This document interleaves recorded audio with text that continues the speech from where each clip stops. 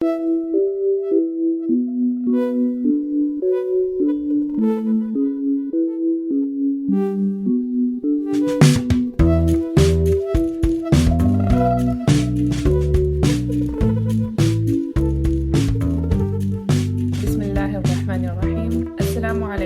welcome to this episode of the Qarawiyyin Podcast.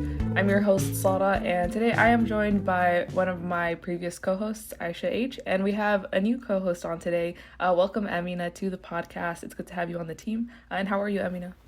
Assalamu alaikum, guys. I'm very well, thank you. Hope you're all doing great, inshallah. Very excited to be here on the front lines finally, alhamdulillah. Alhamdulillah, same here. Alhamdulillah. Yeah, we're happy to have you. Hope you don't regret it. No, not in the slightst. No. Yeah, and also... Yeah, definitely not. Especially... This is like the perfect debut episode to have you on for, alhamdulillah, because today we're talking about the importance of studying history in general and also Islamic history in particular. And I feel like this is, kind of like a platitude that we hear a lot, that it's very important to know history and that history repeats itself. And those who, study the past influence the future or whatever. But we really want to take... kind of like dive deeper into like what that looks like for Muslims to be, to really know history and like how to approach that study of history in a way that, doesn't fall into like romanticization or, other, on the opposite end of the spectrum, there's also like just as inaccurate theories of like decline and, things that make us despair as Muslims when we look into our past. But yeah, so just to like dive into the topic, I want to ask you guys, do you think that we as Muslims know our history? With regards to like Western history and empires, we see it as like a very dynamic thing. We learn the growth and the decline. And, we know everything that happens in the middle, all the actors involved. And, we even know why they made the decisions that they did. And, why certain countries speak French, for example. But for some reason, when it comes to our own Islamic history, we most definitely don't know this. And, we know like stories of the prophets and the seerah, and then there's like a massive blur in the middle. Lots of things are happening during this blur, but we never really learn what. And, we know that Islam started off in like a very small land in Arabia, and it managed to spread across like, the countries and continents. And, all of us here are from different places around the world. SubhanAllah, a lot of diversity, all of our own problems and politics as well. But SubhanAllah, we all have been blessed with the message of Islam. But, we don't actually know why, how it's such a different journey for each of us. And SubhanAllah, it's the one thing that does unite us all as well. So, and we have like reduced our history to like, this thing happened at this time and this person was involved. And, now we're just where we are right now. So, and sometimes you see like Muslims in like places where, you don't really see Muslims. And you're like, how did you get there? Like, what is your origin story? And it's not that we don't have the knowledge of these things, because it's not some sort of like lost Islamic history. Like there are various like travelers, scholars, historians who have documented our history. Like we have Ibn Khaldun and Ibn Fadlan, and so at this point it is kind of like a willful ignorance, because in short, we don't know our history either. Yeah. No, I agree. I think that, alhamdulillah, like there is some awareness and it's growing, but it's definitely not to the extent that, we really understand how even Muslims in different parts of the world came to be. And, I speak for myself kind of first and foremost in this regard. I recently found out that in Malaysia, for example, before they anglicized their language, they had a similar language to Ottoman Turkish that was written in the Persian script, Jawi, which, obviously has a lot of words that is similar to Arabic and Persian and those kind of Islamic cultures as well. And this is something that really, if I'd ever sat and thought deeply about how come Malaysia has a Latin script, I would probably have been able to come to the conclusion that, oh yes, there must have been something previous to that, and what was that? It must have been influenced by Islam somewhat. But I don't know, there's just kind of not much, because it's not spoken about, we kind of take the status quo sometimes for granted in that respect. A lot of the history that we study as Islamic history is, as you said, the life of Muhammad sallallahu alaihi wasallam, and obviously the Khulafa Rashidun come after that, but there's a gap in between that and kind of where we are today. I think oftentimes when we do talk about history as well, it's often centered on particular figures, and that's not a bad thing, because obviously there are some great individuals in our history, and through individuals it's a great way to learn about that period in question. Obviously, like I said, like the Khulafa, we have the Khulafa Rashidun, later on we have Salah ad-Din. Even now, people are very interested in the lives of various Ottoman sultans and things like that, which is definitely great, but I think that it would be really useful as well if we as a community and we as a ummah could learn about historical periods the same way when we're in school we learn about the historical period of, in the UK, Henry VIII or the Cold War or things like that, where we kind of really have an understanding of the events and the narratives that shaped that time and those and the people that came afterwards.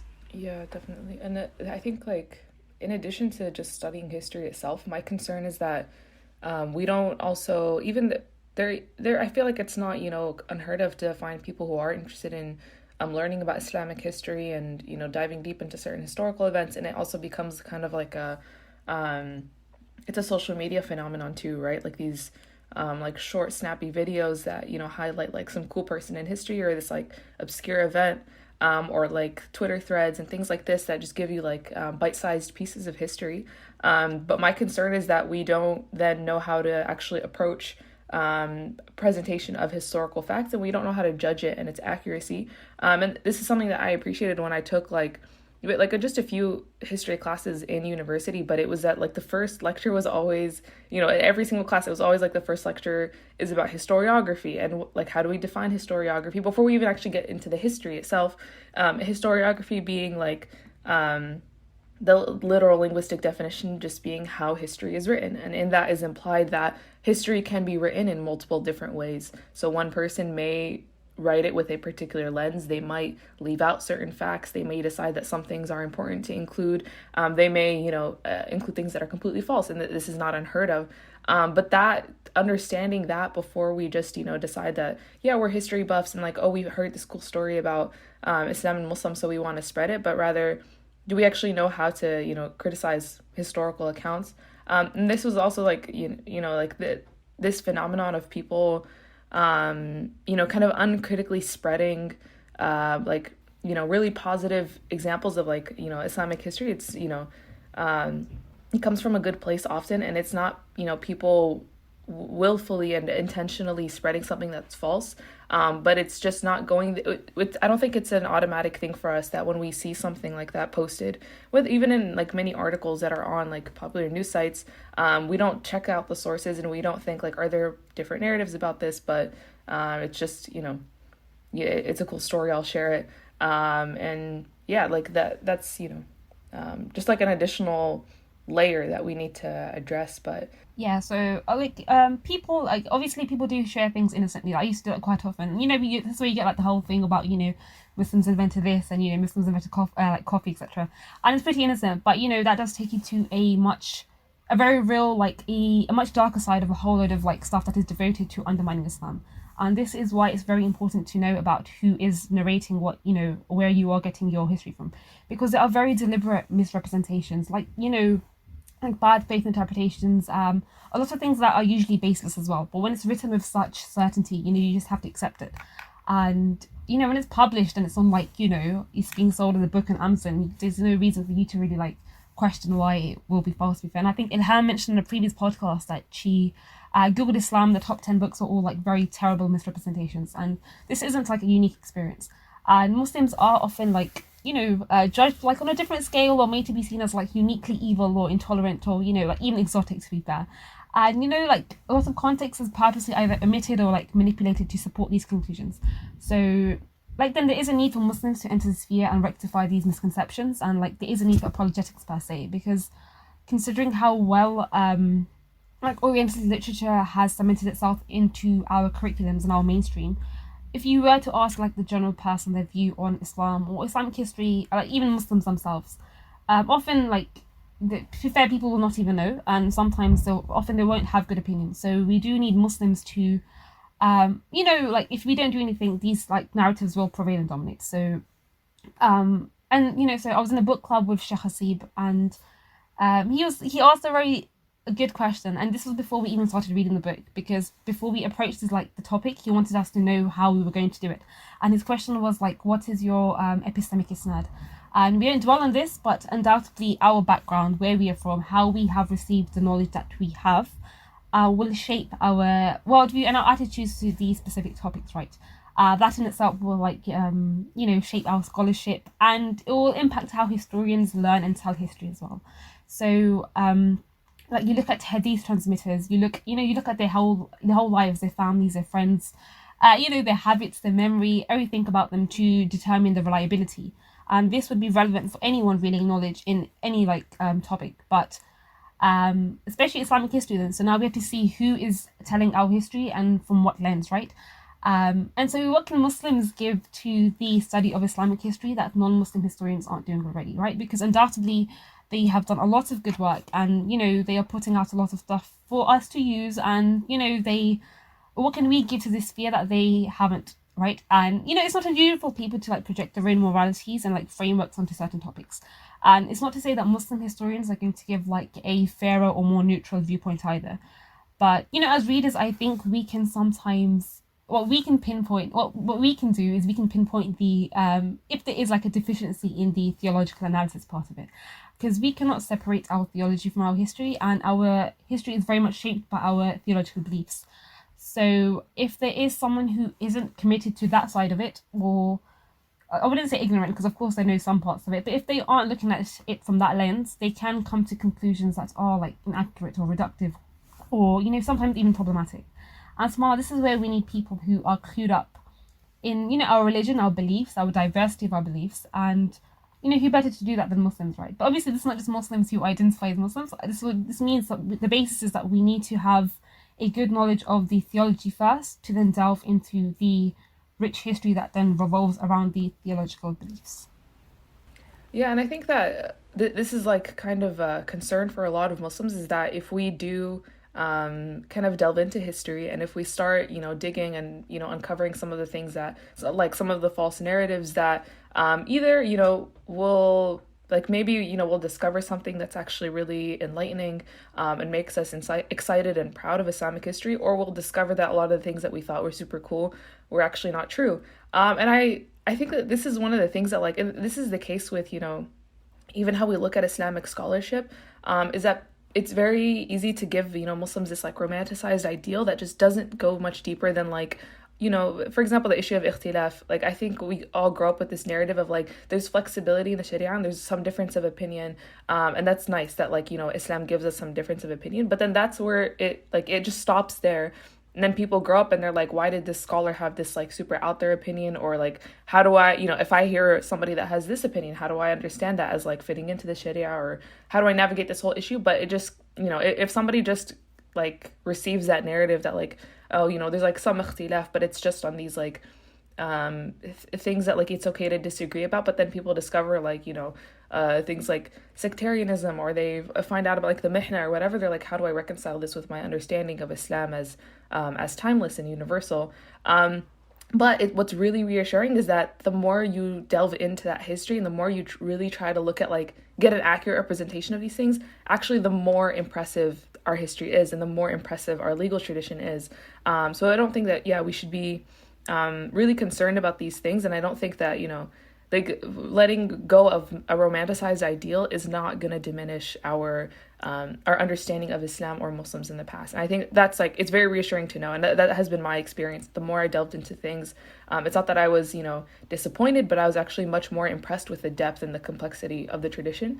For example, this, I remember when a while back on social media, it was a thing where a lot of people were talking about how Fatima al-Fihriya, who built the Qarawiyyin Masjid, was not actually the founder of the Qarawiyyin University that was later established within the masjid, and how a lot of people were also then to what Amina was speaking about, using this to then push the narrative that Muslims try to insert these interesting women figures into our history, but they don't really exist, and they don't actually have a role to play in Islamic education. And then that was a moment for us to then acknowledge that we've mentioned that in the past, that she's the founder of the university. Let's go ahead and correct that on our website language and everything. But also I really tried to look for sources that talk about her and talk about the founding of the university, and I couldn't find anything. I found very vague, limited resources. So even though people were making opposite claims that she had done nothing, she basically given money to build a masjid, I was okay, even your claims are not founded either. But it's rather just trying to find an alternative to this other claim that it is exaggerated. But then the more I looked into it, the more I realized that okay, what seems like the most, like accurate depiction of what happened is that she built this incredible masjid, and masajid at the time were like centers of learning.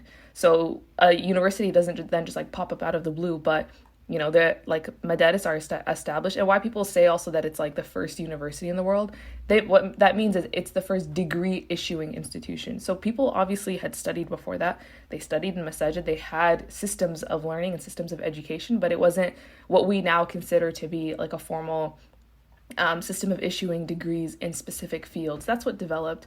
But yeah, I think like if we had been, just like scared that, well, what narrative do we have now then to like claim that Muslim women have any place in the tradition or whatever, then I don't think that we need to be that scared and then like and to attach ourselves to these narratives that are just not an accurate representation of history, or that rest on like something that like a very popular story. And this is the thing, is like you'll find so many articles peddling that narrative that not actually citing primary sources, but citing other sources who are saying the same thing. But yeah, I don't think that we as Muslims should be scared of just like going deeper and like finding out the truth. But yeah. So knowing that there is a way to study history, what then is the importance of doing so? I mean, like, if we want to understand our conditions as Muslims, right? Why we are like this, how we got here, and how to progress, we need to look for answers. And what better place on the very rich resource that is our history, right? And literally Surah Baqarah tells us, the Quran was sent down as a book for guidance.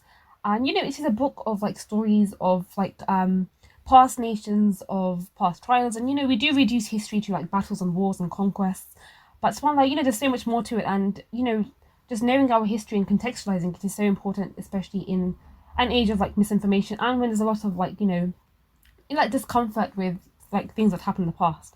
So subhanAllah, when we do have knowledge of the past, now what do we do with it? And people often say we can like learn from the past, but what exactly does that mean, and how do we implement what we have learned? Because like honestly, like I find we don't often learn from the past, because we do tend to make like the same mistakes again and again, and history does tend to repeat itself. For example, like, so with the Holocaust, there was like never again, but we have seen various genocides that have followed, and literally like concentration camps exist right now, right? And a reoccurring point in our history, for Muslims especially, is like Palestine, and especially recently with the whole like UAE fiasco. And we are quite reactionary, because Palestine does play such a central role in our history and our faith. But if we knew the history of Palestine specifically, right, it's always been used as something as like a bargaining tool, like by Muslims for like against other Muslims.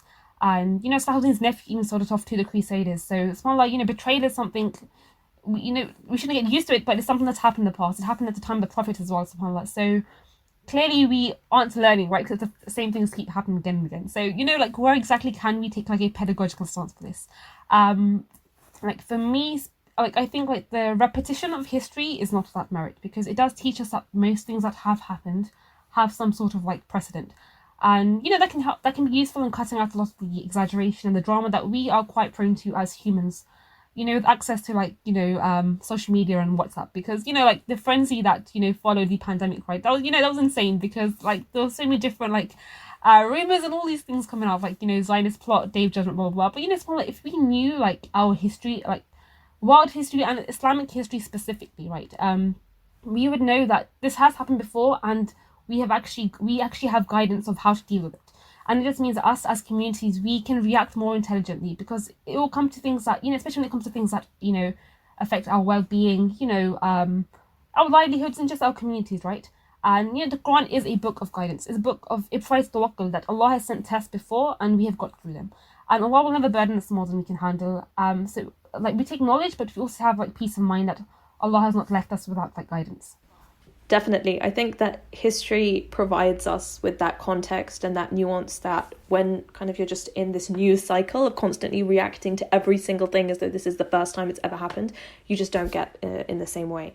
I think history is also really important for us to study and for our communities to take an invested interest in, because history is a tool of belonging. Knowing where we are, where we came from, the events that preceded us, all of that collective memory ultimately is the foundation of our identity. And Muslims are no exception to this. So if we want to build an Islamic identity that is obviously first and foremost rooted in the worship of Allah subhanahu wa ta'ala, learning our history and learning how our ancestors and communities before us also practiced that is fundamental to that project. And we've seen increasingly an increasing recognition of this connection.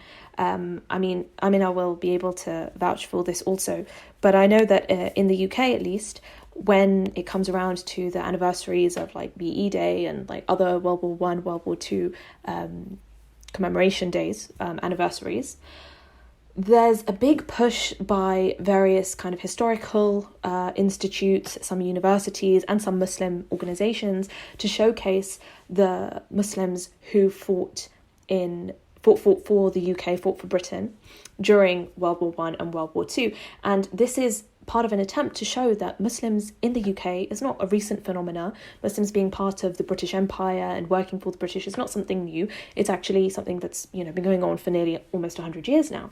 And this is almost presented as a way for Muslims to kind of reconcile these two identities, that, oh, look, we were on the same side, you fought for us during the war and you made your contribution for Queen and country. I mean, we can obviously question to what extent, this can be reconciled, and, some people do look at Muslim participation in these wars in the past and evaluate whether that was really the best choice. There are obviously a lot of accounts as well of Muslims who refused to fight for the British, particularly in India. But regardless of that issue aside, I think it just shows that an awareness of history is incredibly important, because ultimately it can be used for these purposes and to create bonds and create allegiances where perhaps they shouldn't be. I think another kind of more current example, I guess, of the power of history in forming identity is just the massive fandom that the Turkish show Dirilish Ertuğrul has attracted, to the point that literally now, you see on social media, people, fans of the show, are harassing the actors to be more Islamic in their personal lives, because they see it's as so essential to preserving the message and the illusion of this show that actually Halime Sultan is a really practicing Muslimah in real life. And these actors and actresses, I feel kind of sorry for them. They're literally having to block people now because they're just trolling all of their posts like, do you pray? Why don't you wear hijab? Which is like not a great way to get through to people in the first place. But I think it just shows that for many Muslims, it has really ignited a love for Islam and a sudden awareness about a historical period that is perhaps not as widely known about outside of Turkey, or wasn't as widely known about outside of Turkey as it is now. I mean, obviously, there's lots of historical inaccuracies, and, it's not to say that this is an accurate representation of history. Pulls up like three centuries. Every single second, he just happens to be wandering through. But at the same time, I think that it depicts a reality that did exist. A period of time. Some of those things are more accurate to the time period overall and the way in which Islam was practiced at that time, and that resonates with people. The idea that I think, again, perhaps filling this gap in history that we have between the time of Muhammad sallallahu alaihi wasallam and the immediate companions, and then kind of the colonial period and post-colonial period. Yeah, that's a good point. And also I think that it goes to show like how history is meaningful for everybody, and not just people who are in the social sciences or who are trying to, I don't know, even like polemicists and like Muslim apologetics who are trying to defend Islam in the past or whatever. But I think that we can fall into just thinking that, okay, like this is a specialty that's important, but it's a specialty, like it's for one group of people who are focused on this. But I think if we turn to the Quran, we see it like an imperative that applies universally to all Muslims to study and learn from history. And this is like inherent in all of the stories that Allah tells us about the like prophets and peoples of the past, and very obvious, clear lessons that we can take from their stories. And it's also very interesting to see like how the same stories are like recounted again and again in different parts of the Quran, and like different details are mentioned each time depending on like how it connects to the ayahs around it and like what other lessons to take from it. But I just find this like such an interesting like such a it really like wakes us up and kind of like lights a fire under us to realize that, okay, this is actually a command from Allah. And if I like ignore this, and if I just like turn a blind eye to this imperative in the Quran, it's like Allah is telling me something and I'm refusing to listen to it, which not all of us can agree that we don't want to do. But I really love the way that like Muhammad Iqbal writes about this in his book, The Reconstruction of Religious Thought in Islam, which I'm not like, citing it as somebody who like read it and understood all of it. It's definitely like a dense text.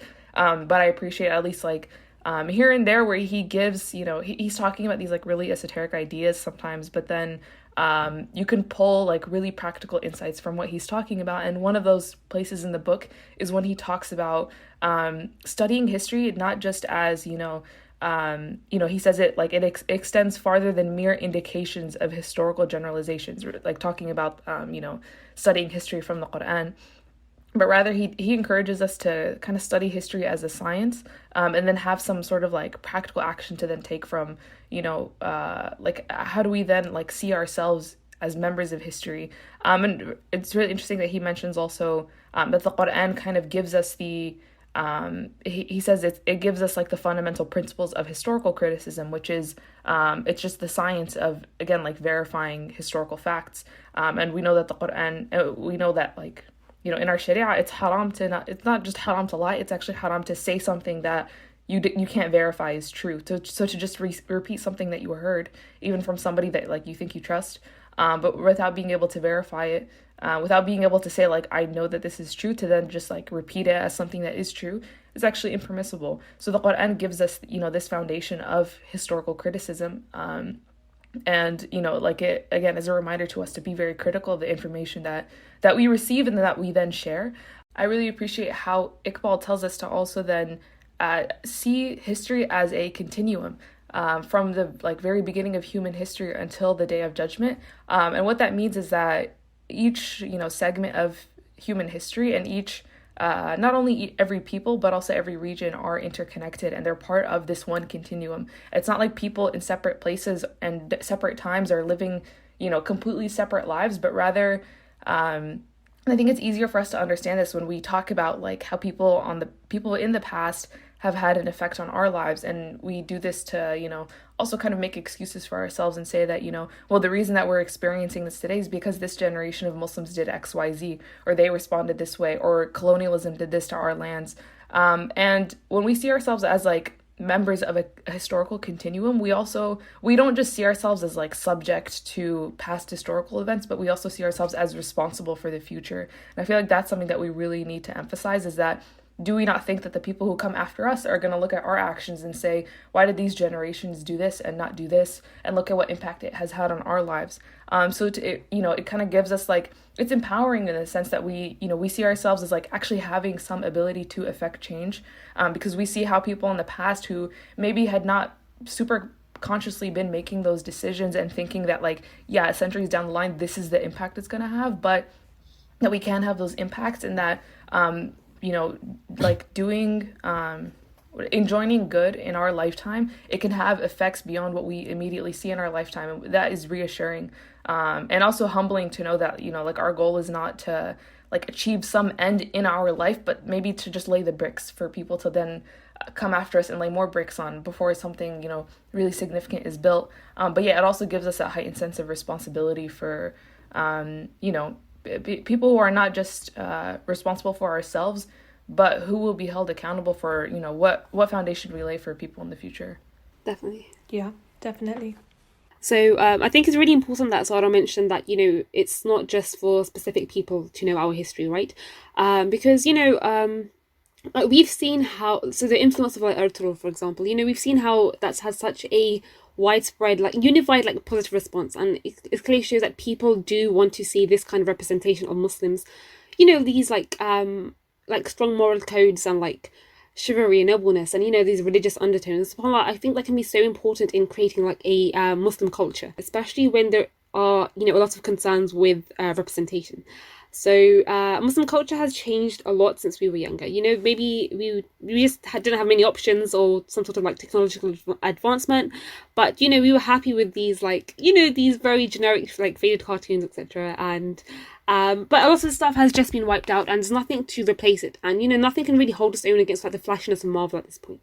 So, but I mean, like what like, what does Captain America have that, like, Salahuddin doesn't, right? And who can match, like, the absolute awesomeness of, like, Imam Shamil, right? So we clearly have the figures, we have the events, we have the storylines.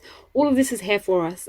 We just kind of need to make sure that, like, keep it up to date. So, like, horses and swords aren't really, doing it anymore. So we give, like, lightsabers and hoverballs or something. But, why not use our own history that we know has, like, it's like rooted in religion almost, and make it exciting and pump it with, like, lessons on morality, because we need to make sure Islam is relevant in all spheres of our life and not just like the masajid, etc. And like the most mildest of, like, Western media probably has some sort of, like, moral aspect, and the hope is that with these, like, productions like Ertugrul, etc., the audience can they can take in lessons of, like, khair and, like, have less exposure to indecency. And there is a lot of focus on academia per se, and I think now more than ever before, I think it's needed that we know about our history much more on, like, a local level. Like, we need our communities to know about our history. And, like, I only went to, like, my first, like, storytelling Islamic event this year, and it was just so brilliant because it was just, like, a simple telling of these stories without all, like, the weird boring, like, like, all these, like weird theoretical readings, etc. And like, we forget that our history is not just, like, a timeline of events and figures, right? It wasn't just, like, dates. It was a narrative of people, and they had, like, emotions and situations that shaped their decisions. And, like, religion and all of that. And these, like, it's a big disservice to have such, like, reductive, boring analysis sometimes. And, I personally believe that, like, symbolism holds great merit, especially for Muslims who have grown up seeing Islam and just other Muslims in, like, a very negative light, right? We've grown up mostly around Muslims being, like, engaging in war, or be oppressed of some sort, Iraq war, Syrian war, Palestine, subhanAllah, in Kashmir. It's all, this is what we have grown up with. And these little events of the past, that tell us that Muslims were in a different position. And like with the whole the Hagia Sophia conversion, like, forget the, like, motives and the technicalities, it does mirror a time where we were in a stronger position. And I think that can do a lot for the, like, the Muslim morale, especially in a type of, like, hopelessness. And I think it was Sayyid Qutb who wrote, like, a foreword to this book where he wrote something along the lines of, like, the most important need today is for, like, Muslims to acquire confidence in themselves and their past so they can face the future with hope and, like, courage and determination. And subhanAllah, like, that's so true, because we do have a very defeatist mindset sometimes. Like, Muslims are weak, we're losing everything, like, what do we do? But firstly, of course, Allah has the power to change everything. And it's, like, maybe I'm just, like, very optimistic, but I think with the right people inspired by our past and little things that are happening now, inshallah, it can lay the groundwork for something monumental, inshallah. Yeah, I 100% agree. But just to consider the other side of the argument as well, and recognize the limitations of history, not taking away from anything, of course, that you guys have said. But I think that part of the historical literacy that Sarah was talking about earlier is understanding what in history comes from Islam and what doesn't. And I think we see today, as you guys were kind of talking about a little earlier, with the revival of public knowledge about historical periods and controversies, that people can very often cherry pick from history to justify sometimes, like, any and every deed. You occasionally you see these posts on social media of, oh look, Imam Suyuti did this, so rap music is okay, or this leader had this many slaves, therefore slavery is okay, or this sheikh from this madhab allowed this, I'm going to do it. And I think we need to draw a distinction here. And remember that history, whilst incredibly important for all of the reasons you guys have mentioned, is not a source of sharia in itself. And people sometimes tend to overlook the aspect of usul al-fiqh as a discipline, the principles of fiqh, the derivation of legal rulings, to history and to the classical scholars. And in talking about that period, they just kind of take what they used to do and assume that it must be automatically right or automatically applicable today. But simply because a knowledgeable person or a powerful leader or even entire empires did something, that does not mean that it's automatically right or the strongest Islamic position or applicable for our time today. And it's actually quite damaging when people do this. They're, again, essentially acting on hearsay, because rather than sort of studying Islamic texts themselves, speaking to people today who are knowledgeable in those fields and understanding how these things should manifest, people are just making judgments themselves. So Islam is not the summation of history, and people forget that the deen is obviously a way of life that should transform the individual both materially and spiritually. So in that respect, history doesn't need to factor into that relationship. It's not a source of sharia for that purpose, even if it has a relevance to identity formation or understanding our role as human beings in this particular time period. I think it's very important that you touched upon cherry-picked literature, because recently I saw some conversation about, Rumi being Muslim. And subhanAllah, Rumi is one of those people that has been kind of absolutely, brutalized, because, he's been used as like an icon and a poster boy for like romance and illicit relationships, subhanAllah. And even thinking, is he Muslim? But, we know that he was a God-fearing and pious man. He was a jurist. And we also know that half the translations of his work aren't correct. But, how successfully has he been, manipulated and shaped into such, right? And what happens quite frequently is people tend to use these anomalous events or very cherry-picked literature to produce generalized conclusions, like Aisha mentioned. And, I see more and more often that people tend to impose the hallmarks of progression from today's society onto past societies to then generate these conclusions that, this society was XYZ or this leader was so-and-so. Concepts and contexts that may not have been relevant for them back then. And then, you add in a healthy dose of Orientalism, and then it's a whole mess, to be fair, right? And something I find that often happens, the whole Sufi versus Salafi dichotomy, that's that's more relevant for us now in this contemporary discourse as opposed to historically, right? But people do tend to use that point to make their arguments, so, for example, Sufism is a very big victim to Orientalist readings. This conflation with any sort of mysticism as Sufi, and it often separates the theological, Islamic components of Sufism. For example, we've seen that with Rumi. But, they try to make this dichotomy that Sufis are the peaceful, pacifist people. They try to pose, the label of liberals today on this kind of category, and then pose it against the liberals, the tolerant ones, they let a lot of things, slide, and as opposed to the very violent Salafi jihadists. And, I just read this piece once that tried to use this, liberalness of the Sufis to justify homosexuality, and make it seem as if it was a norm and widespread. And it was used to kind of take a jab at our modern day, Salafi culture as being regressive. And I'm not sure these are even relevant in the context they used it, but that was the point they were trying to make. And, people tend to latch onto very, niche events or, outliers. And it's almost like a gotcha moment. It's I explain this Muslims, and then they write, 30,000 odd essays making, very absolute conclusions regarding, whole communities and empires. And I guess it's like any other sphere where there's more focus and, fascination on Islam that goes against, tradition, as opposed to, Muslims who are just, Muslim. The point is not to say these things aren't happening and, disregard these claims as, they're false, or, just, taking the good and leaving the bad, because that's not history, we need to look at everything. But, subhanAllah, we know that there is no nation or empire or every time where people were not engaging in acts that went against Islam, right? And I guess we should critique the romanticization of Islamic empires, because we do have a rather sanitized image of they can do no wrong, or the evils that do exist due to modernity.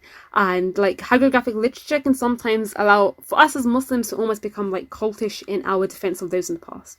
Because, I remember reading, a critique of Salahuddin, and, it was, to me, I was no, but this is definitely Islamophobic, because, it was just so harsh. But subhanAllah, we know as Muslims that humans are not infallible, and no one is free from sin. And so we should not put these, so we should, of course, respect scholars, but, if a scholar has a wrong opinion or a differing opinion, that that is possible, because humans are very different, and our defense should be of our faith and those who are misframed, as opposed to just a general defense of scholars.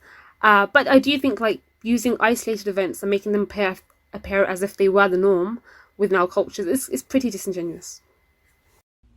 Yeah, there's a way for us to learn from history and to gain from it, and to, have it benefit us in our daily lives as Muslims without then conflating it with, an evidence when in fiqh, which is, this is something that we do see where people who don't have an understanding of usul al-fiqh and how the sharia develops, how the sharia is interpreted, and then fiqh develops, will then, just think that they have this vague idea of, it's just scholars kind of using whatever knowledge they have and their own analytical skills to come to conclusions. So I can do the same thing when I just and I can take people's behavior in the past as, an asl. But that's just not how that process is conducted. And, this is why it's, it's not, again, I don't feel worried about Muslims reading into Islamic history and then like seeing something that might be like shocking or just surprising or disappointing, because we always have like our sharia to go back to and measure things against, and we really have to be consistent in that sense, because even when it comes to like analyzing things today, for example, like music, for some reason it's like always like instead of just like, you know, looking at whether or not something is like sharia compliant, there's like a, you know, a really common attitude amongst some Muslims where if the music is in Arabic, then it's like, then that's fine, and if it's in another language, or even if it just like follows a certain style like hip hop, then it like that is, they automatically associate that more with like degeneracy. Whereas if you just use the sharia as a measure, then the content of the, again, like putting aside the issue of instruments, because there is like some degree of difference on that, but just the content of the music in terms of like the, you know, like the lyrics or whatever, that we can measure that very clearly, like from song to song, from artist to artist against the sharia, without you know, like wholesale dismissing one group of people in a way that is like pretty racialized also, as like associating them with like haram and with degeneracy, and then also like just kind of like accepting whatever comes from another part of the world, from another language, and, you know, assuming that like, yeah, again, we're just using, if we're consistent in our application of our sharia and of like the Quran and Sunnah as our measure, then like it makes it easier for us to just direct our nasiha in a way that is morally consistent. But I want to kind of transition now to then asking like the question of questions, which is how do we approach the study of you know, Muslim women in Islamic history, and just like their treatment and their status, and you know, a lot of the different narratives that we do here, but how are we supposed to approach that as women, because it, you know, obviously it is a fraught issue, and it has implications for people's relationship with Islam, but yeah. I think that this is a big one, as you've said, and it's at the root of many doubts that young Muslim women have when they start to learn more about Islam. And I think that it's consequently important to consider where this issue actually originated. Controversies surrounding Muslim women have persisted over the past couple of hundred years after Orientalist writings about Muslim women in the colonial period had portrayed a very sexualized image as a contrast to the more kind of puritanical Christian values of Europe. And I think first and foremost, Muslims should acknowledge that this depiction exists and that it has been perpetuated as well for underlying ideological reasons. Again, there is a tendency for people to cherry pick from history, and often now you see Muslims pointing to problematic treatment of women and sometimes argue that Muslim women were exactly as Orientalists portrayed them, and that anyone who denies this is just romanticizing history. But I think it's also really important to look at the critical literature on this period. I mean, obviously a huge starting point is Edward Said's infamous Orientalism, but also other more kind of almost feminist academics as well. You see that what we are reading, they really emphasize, is not just the objective portrayals of Muslim societies by European travellers, but they, as writers, were people who imposed their own subjectivities, their own opinions and worldviews onto the societies that they were speaking about. And so they ended up conforming to dominant narratives, which were also in line with the dominant geopolitical strategies at the time, which were essentially trying to elevate the position of colonizers. And this is really reflected in the disparities that are between some of the reports. So if you look at European women who were travelling to the Middle East in the 18th and 19th centuries, they often didn't look at the veil and, you know, the hijab overall as something that was sexualizing, but instead argued that Ottoman and Arab women were able to enjoy more freedom of movement because their status in society was guaranteed by the fact that they were wearing hijab. A good example of this kind of nuance that is often lacking is actually in a book by Rena Lewis called Rethinking Orientalism, Women, Travel and the Ottoman Harem. And it actually takes these women travellers who mixed with Ottoman women and even Ottoman women's writings themselves and contrasts it with Orientalist depictions.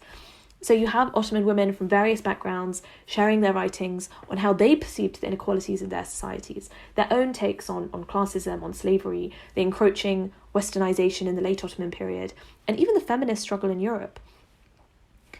And it's really fascinating to read how these Ottoman women, looking at the struggle of the suffragettes in Britain, for example, actually expressed feeling better off at living in the Ottoman Empire. They identified struggles of their own, of course. I'm not trying to say that, you know, they had no problems and their life was perfect, but they didn't lack agency and they weren't voiceless. And most crucially, it shows us that there's one side to this story. So I find it odd that when there is this nuance and when there are post-colonial historians and academics who are trying to look at history from different perspectives, we still have certain Muslims clinging to and universalizing certain depictions of women under Islam, when we should actually be at the forefront of those interrogating them.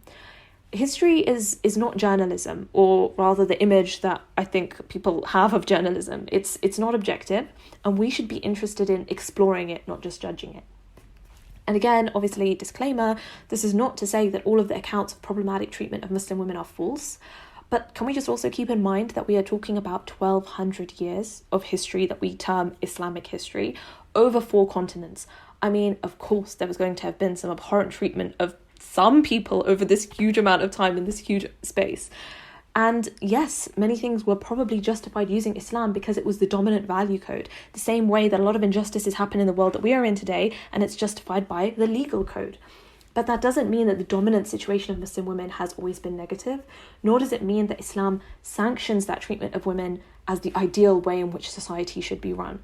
So either way, the situation of Muslim women in our history is not something that we should be ashamed or depressed over, but not all of it may be something that we need to celebrate and uphold as, you know, in a very romantic way, as this was a perfect ideal that we have moved away from. Yeah, I would just add that this is also why it's important to not only study Islamic history, but to study the history of the world, and again, to see all parts of world history as part of this continuum and something that we're connected to. Because when you study other parts of the world and you see, not to, you know, kind of like engage in this like gotcha game where, oh, you thought like the treatment of Muslim women is bad, look at women in Europe, you're worse, so Islam is not that bad. Like we're not trying to like stoop to that level of analysis, but it at least gives you an idea of, okay, like these attitudes and these behaviors were not unique to Islam or a result of Islam, but you see, you know, like again, like this is something that is inherent to the human being, which is human beings with power oppress the vulnerable, and this is one of the trials that we face as human beings that we need to fight against. But not everybody manages to win that battle and to pass the trial. People will still engage in oppression of the vulnerable everywhere, and they do. And we have to kind of deconstruct those narratives of like women in other parts of the world being comparatively liberated. And it's not really difficult to access those narratives, even though I think people try to like use the lack of the comparative, you know, lack of writing from Muslim women from certain periods as like evidence evidence for their oppression or whatever. But you can look at the writings of women like in Europe at different times, in like really recent times, and just see their status and like the way that they're treated in society in ways that are like clearly contradictory to the Sharia. Not that they were using it as a standard, but just to like give you an idea of, you know, like how human beings throughout history have just acted and conducted themselves. Like you can read Jane Eyre, and like I'm reading like Gone with the Wind right now, and I'm just like, oh my god, this like it sucks to be a woman like in the US at like the time of the Civil War, and like some of the customs are like really horrifying, and you know, it's not something that you would associate with like American culture or European culture or Christian culture that or with their history. And that again shows you the power of, you know, the way that people who have then like hard power, that have structural power, can then influence culture, and then can use their soft power to construct certain narratives about their history and about their culture. And yeah, it a lot of times it's, you know, it's not that we are just struggling to reconcile facts, but it's that we don't have the facts and that we don't have the full story of how people were, just like how cultures were in different parts of the world. With regards to like women, I find some people are very skeptical of, you know, celebrating Muslim women of the past, you know, either because we are over exaggerating their role in Islamic history, or, you know, just what they did was not worth celebration. And there is this weird notion that we can only celebrate women who like broke boundaries, or, you know, went against stereotypes, like, and this, you know, like she fought in a war, or this figure like led a country. But then, you know, like, why is domestic work not worth celebrating, right? And, you know, they may not have, you know, fought in the armies, but they raised all the men like fighting in it, and, you know, alhamdulillah for that. And when you really think upon how much of an impact these women had on, you know, the big events of our history, it's kind of insane. Because I know I was going through the seerah in Ramadan, and, you know, we celebrate the very obvious bravery and courage, like the men and the women fighting in the battlefields. because they're very worthy of that, of course. But something very different stuck out to me this time, where like I was thinking about the mothers who told their sons to go fight like fi sabilillah, right? And like that is such a massive sacrifice, right? They are sending what is most beloved to them, knowing they may not even return. And why is that not celebrated as an act of courage and strength? And we don't need to match what men do in attaining these labels. SubhanAllah, and I'm sure in the way of Allah it will weigh like very heavy on their scales. But we can be celebrated for who we inherently are. And I think with regards to these like controversial topics or topics that are quite sensitive or may cause discomfort, the best advice I was given, recently someone just said to me, like, it's very important to have like a basic understanding of like our fiqh and like aqidah, because it's very easy to get caught up in the intricacies, because you may get emotional and pass something off, exaggerate it so it's like the worst thing in the world, or we may even undermine truly horrific things that did contravene Islam. And then it's very easy to fall into a crisis of faith yourself or, for other people. And we need to remember that, morality is ever changing. Societies and norms are dynamic. And, we do not need to feel comfortable with events of the past. But the most important thing is that not to make like absolute statements, because we know what is permissible and what is forbidden. And that is our framework. And Muslims do lose sight of this because, like maybe it's on social media, but often you do see people undermining wrong because, we get so caught up in like the glory days and like the lust for like power and strength, or that like the opposite, where on the flip side, people use like very specific language. Language is very emotive and evokes like vivid imagery in today's society and context, and on like past events and narratives where, it may not be very fitting to frame it in such a way, but it does paint it in a certain way. And it's just very important to remember to firstly be sincere, and that our framework in the end of the day is Islam.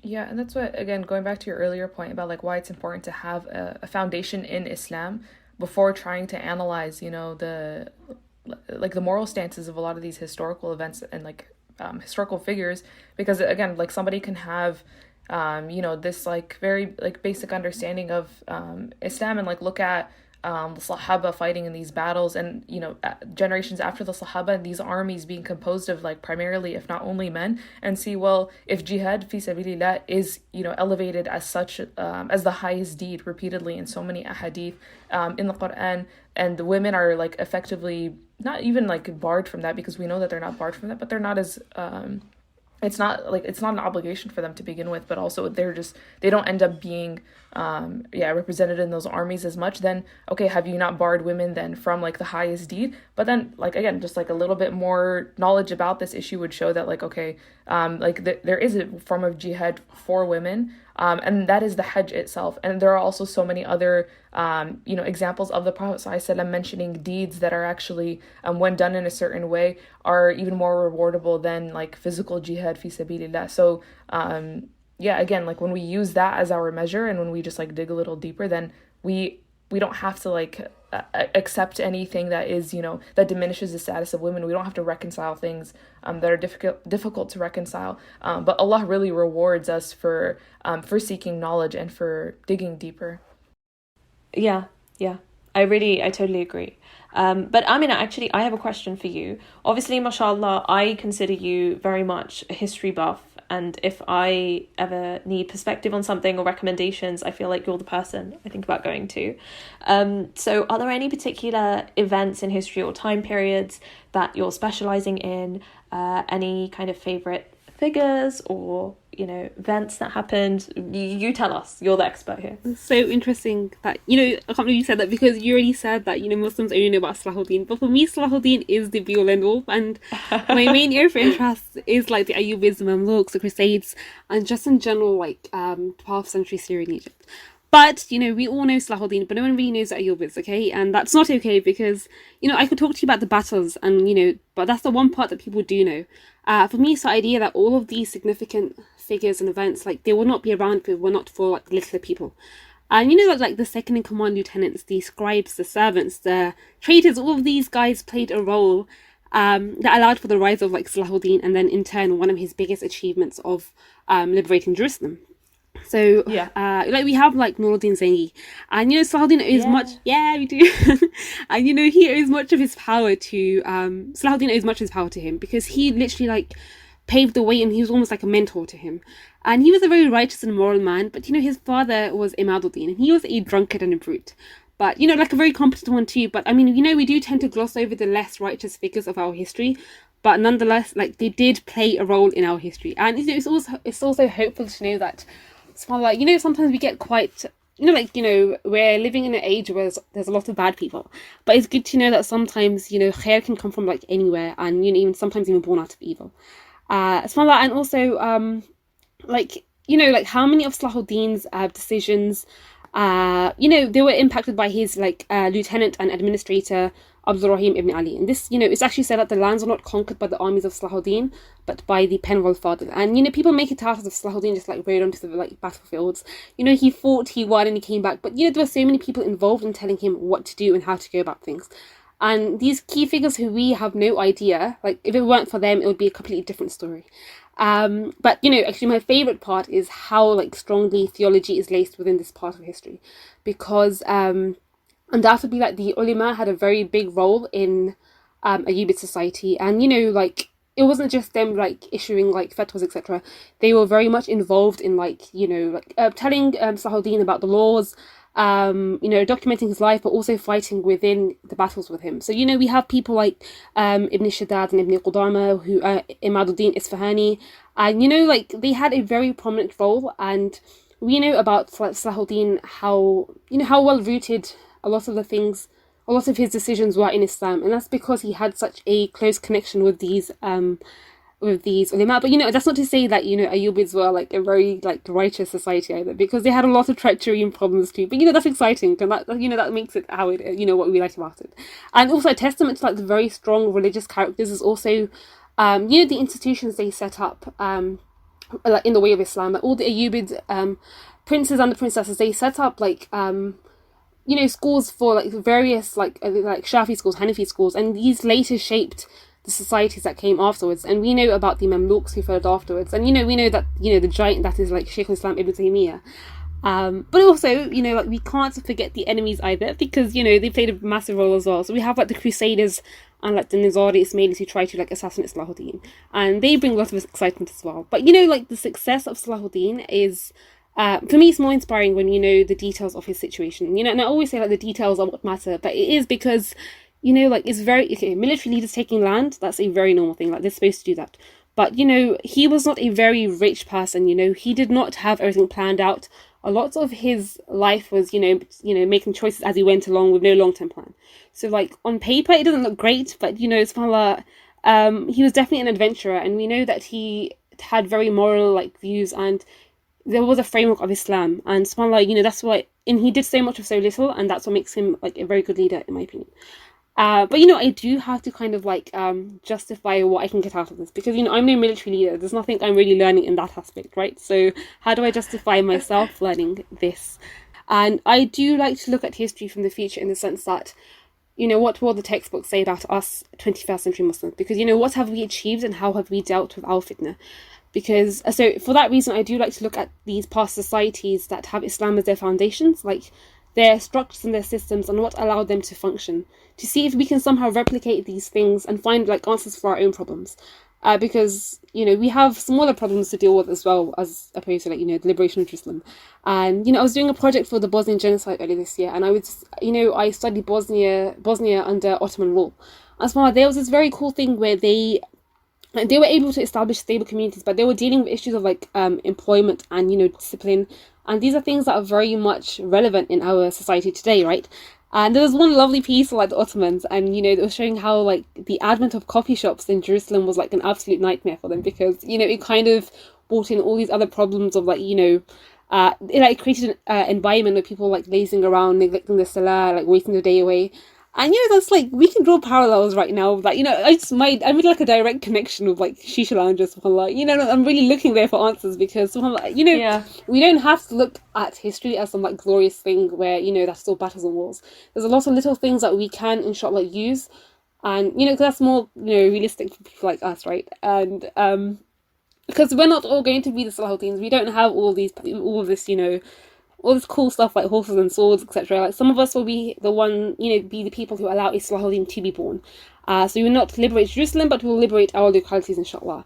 And subhanAllah, so if we do our part correctly, it can lead the path for someone else to fulfill that vision as well.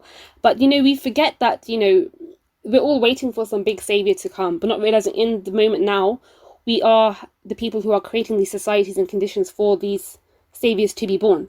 And as I said, there's so many different figures involved in allowing for the rise of Salahuddin.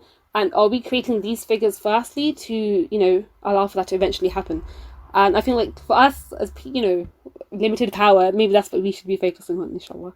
Because, our vision of like a hero is very much like a horse riding, sword wielding warrior. But alhamdulillah, we have a lot of other courageous figures as well, that we need to make sure we remember as heroes, because they have, they've done a lot for Islam as well. I mean, just little people like, Muhammad Rafiq, who tackled the Norway mosque shooter, or, Razan, the Palestinian paramedic. But these are all people that have done something, either it was brave or, just something in the way of Islam that we should remember, inshallah. And I do hope the Qarawiyyin Project can make its mark in history as well, in whatever capacity we as like Muslim women can, inshallah. Build a society closer to creating these heroes that we do yearn for, inshallah. I have a quote that I feel is very apt for this moment, and you guys are gonna laugh at me, a knowing laugh, because it's a Lord of the Rings quote. Sada's already laughing. I'm not going to say who said it, but the quote is that even the smallest person can change the course of the future. And I think that is very true for us, inshallah. May Allah subhanahu wa ta'ala allow us to, make a lasting contribution, fi sabilillah. May Allah also contribute to the liberation of Palestine. And also, I had to get that in, Sada. Yeah. Inshallah. Yeah. Not to like completely veer to a side point, but I just like, this is something that I find so interesting, which is that there's different ways to analyze historical events from like a poli-sci perspective, which is that there's like, I think the one that we most commonly use now, which is like a structural lens and like a structural explanation for change and for power, which is that we see like what are the structural conditions that people are placed in that then like dictate what they do and what they're able to do. But then there's also like strategic choice theory, which says that actually human beings are able to make certain decisions that then have like a huge impact. But also like that depends also on their like structural position. But it's really, like you see throughout history, like again, these examples of people that like all of the structural conditions seem to be going against them, but they very much just not only believe that they could do something, but they believe that they had to do something, and so they did, and they went forward and they affected change. And like nobody thinks that like some random guy who has like a really just like a dumb talk show is then going to become like the president of the United States and then be able to actually, like have an influence on like the life and death of people in the Muslim world and throughout the world. But he had the confidence to do it. He has a lot of confidence, and comparatively Muslims who, if we were able to like collectively, to organize ourselves as a collective and then to have like an ounce of confidence about the fact that, if we do something sincerely, that Allah will give us tawfiq, like things would change drastically. I really do believe that a lot of this stuff, it has to do with just like a lack of confidence and the wrong mindset with a lot of Muslims, like not thinking that they can do anything. It's not even about their ability. And like my biggest evidence for this is just seeing like the dumbest people imaginable in positions of power, people who have no skills with like immense, like huge companies and like tons of money. And they're not like particularly interesting or skilled, but it just it so happens that, they really believed in themselves, and they made everybody around them think that like that they have something going for them because they believed in themselves so strongly. So I think, it's just like another way to like empower the individual. But again, to like veer back to what you were talking about, Amina, I actually want to ask whether you guys think that there's a sort of Arabization of Islamic history, because even when you talk about a figure like Salahuddin, and a lot of these like famous figures in Islamic history, a lot of our scholars, people automatically just assume that they were Arab. They were often, speaking and writing in Arabic, but that wasn't, they weren't ethnically Arab. And there's also, again, like beyond the Middle East and beyond North Africa, beyond even Al-Andalus, there's so much more to Islamic history. So like, how do we do you think that we like give those places their credit, and that we like, how do we approach then this Arabization of Islamic history? I think there is, to an extent, an Arabization of Islamic history, but I feel like, alhamdulillah, that is changing. I mean, what you were saying, Amina, about working on a project to do with the Bosnian genocide, mashallah, now every year we hear about it, and there's been a greater awareness of Islam in the Balkans. Things like Ertugrul, there's obviously an awareness of the Islamic history of Turkey, which, I mean, can still kind of be considered part of the Middle East kind of region, obviously, as the homeland of Islam, to an extent. But obviously there's so much within Ottoman culture and Turkish culture that is unique in a sense, different to the way Islam manifested in neighbouring Arab regions. But I think that, alhamdulillah, as well, we're seeing growing awareness in our community through events and books and lectures about the history of Islam in sub-Saharan Africa, for example, also in Central Asia, Uzbekistan, Kazakhstan, places where obviously someone as significant in Islamic history as Imam Bukhari originated from, Samarkand and the Silk Road, a greater awareness of that. And even in East Asia, obviously Malaysia and Indonesia, mashallah, as Muslim countries that have actually the largest Muslim population. Indonesia has the largest Muslim population. I think, mashallah, there's a growing awareness about the history of Islam there and how Islam reached those regions. And I mean, personally, the latter is something that I've been particularly interested in, looking about the history of Islam in China and even very small minority communities in Japan and Korea, the Philippines, places like that.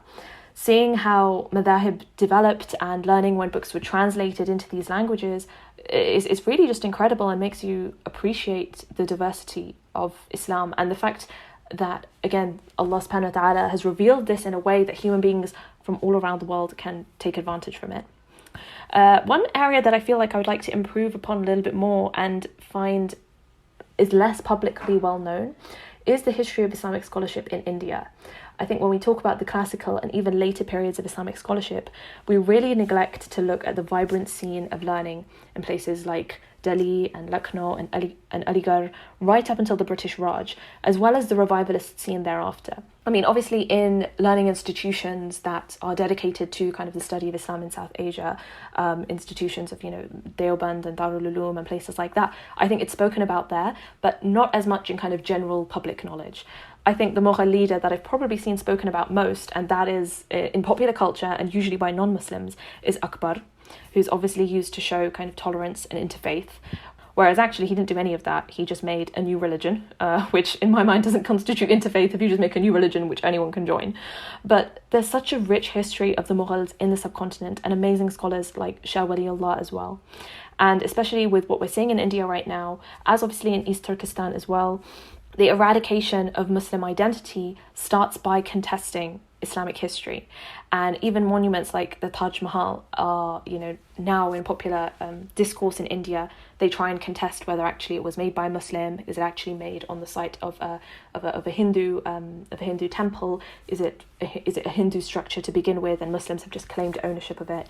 And this is again something that is not new. We saw this with the famous Babri Masjid as well, which was demolished then. So I think it's really important, inshallah, that our knowledge of this can try and keep our awareness of the cultural impact of these Muslim societies on the practice of Islam today. So there's a reason why people talk about Akbar or not like Aurangzeb, who was known as the more pious of the Mughal kings.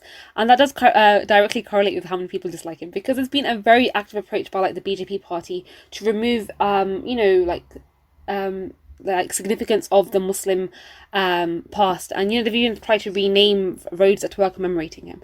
So with regards to the Arabization, I think we live in a bit of a bubble on social media, because we do know and commemorate a lot of the other empires. But for example, in real life, people, when you tell them that the idea of a white Muslim is quite foreign to a lot of people, right? And we know about Andalus and how this era produced some of the most significant scholars, poets, leaders, philosophers and thinkers of the medieval age, but they aren't really recognized outside in the mainstream like that. So you have people like Ibn Arabi, Ibn Rushd, Tariq Ibn Ziyad, Sahrawi, and the heavyweight that is Ibn Hazm, and these are mentioned a lot within our little Muslim Twitter sphere, but in the real world you don't hear as much. And this was a time that was it was a hub for social and cultural exchange, the arts and the sciences and architecture, medicine, Islam, all this was flourishing. And, I just very slightly remember Zahrawi's name being mentioned in one of my uni lectures. And, I'm just like, oh my God, sounds like Muslims, tell me more. But, we don't really recognize this in the real world as much. So if I told you about a wealthy, white, conservative, middle-class man, you'd see like Boris Johnson or something, but you would like Abdullah Quilliam. It was exactly that, and he was the man who brought Islam to Liverpool. And it's a shame that a lot of people in Britain don't know who he was, and we as Muslims have not kept his legacy alive either. There's loads of things like the Socratic Caliphate, the Mughals, the Delhi Sultanate, the Chechens, and so much diversity. But all of these people have done something for Islam, for the people in these lands, like in the way of Islam. And it's a shame that we don't kind of follow this history, because there is an active attempt that people don't want people to know what the Muslims have done for the world, right? And with the Bosnian genocide, again, there was a cultural genocide where they had very deliberate bombings of their libraries and their museums to wipe out their Islamic Ottoman past. But, alhamdulillah, like, faith is in the heart, so, alhamdulillah. But we are ambassadors of Islam, and spreading its message is our responsibility, meaning we need to know about the norms and the cultures of other people, their past, their history, because, the Islam is for everyone. So we need to make sure we know how to make the message palatable for them, so they, so they can resonate and engage with it. Yeah, I'm really glad that you touched upon this, because I'm even thinking about like how we've had this discussion and how in order for people to, or in order for us, especially I think as Muslims outside of the Muslim world, to see ourselves as part of Islamic history and to just see ourselves having any place in like our local histories, that we have to study like Islam in the places that we live now and its history. And when we do that, we can really see like how those events and like how also the lack of knowledge about Muslims in the past couple of centuries in like these in the West, like not knowing about those things has really hindered the community today in a lot of ways. I look at, for example, a lot of Muslims who, like in my local community, who see Islam as still kind of like this, a brand new or a foreign thing in the United States. Whereas like if you look into, like the existence of not just like the Nation of Islam itself, but then also like what follows from it, and even what exists before that, like you see like an indigenous Islam that like the cultural remnants of it are very present. I was watching, I recently found, and also like this is, I hope that this provides like a nice alternative to people who have been unsubscribing from Netflix lately. But there's I think people have, it's been recently getting some attention, which is this website called Alchemia, which is like a Netflix but of like films made by Muslims and about Islam. And I was like watching some of the things on it yesterday. There's actually some really nice documentaries. But for example, there's this like short film on there called The Sunni Beard, and it's talking about how like just like large beards are very popular in Philly. Philly being a place that like is known for having like a like a pretty significant like black Salafi Muslim community, but those beards being something that like is just popular throughout Philadelphia, like amongst both like Muslims and non-Muslims, and how like a lot of time, there's a lot of people in this video who are not Muslim who are saying like, yeah, a lot of people say like Assalamu alaikum to me when I'm walking on the street, and I just like I nod and acknowledge them, but yeah, I'm not Muslim, even though like I love the Philly beard and all this stuff. And like you see like these instances of like where Islam is very much present, and where it gives me also confidence to know that and some hope to know that Islam can take root in places where it can feel so foreign, and where it can feel like, like it's under attack a lot of the time. And speaking of like, British Muslim history, there's another documentary on Alchemia called Blessed Are the Strangers. I don't know if you guys have heard of it or watched it, but it's talking about like this community of Muslims that like there's like so with the like wave of the hippie movement in like the 1960s and like into the 70s, there's a lot of people who are seeking spirituality, and they're like really turning to like Eastern religion and Eastern spirituality in order to find meaning in like a really, increasingly like materialistic West. And with that, like some people then find Sufism, and then they, with that, they like slowly transition more and more into like getting in touch with like scholars in the Muslim world, and then those scholars then telling them like, okay, you need to like go and call people to Islam in England. And you see like this community develop in like Norwich, and then parallel to that, a Muslim community develop in like Brixton. And then just talking about like, yeah, like these masajid and like a lot of the like the challenges they went through and like where they are today. And I feel like, I don't know like the vibe I get from the documentary is that a lot of UK Muslims would be like, oh, it's like those Sufis over there. But it's at least like it's a very like interesting way of seeing like how Islam is able to like take root in these places and like in a way that's not, you know, like foreign and in a way that is just like native to those areas. But so alhamdulillah, yeah.